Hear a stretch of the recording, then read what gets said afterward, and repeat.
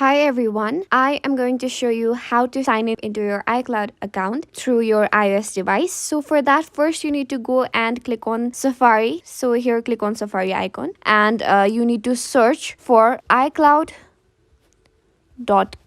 which will eventually lead you to a page like this. So it has asked me if I want to sign in into my Apple ID. For right now, if you get this option, then you can continue and it can directly lead you to your iCloud. But if you've forgotten the password or if your phone doesn't have a face scan, then you can go and choose a different account. So here now it will ask for your Apple ID. So click on Apple ID and give it your Apple ID.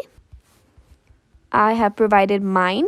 After this, it will ask for your password. So give it the password that you've created for this iCloud before. And click on next button.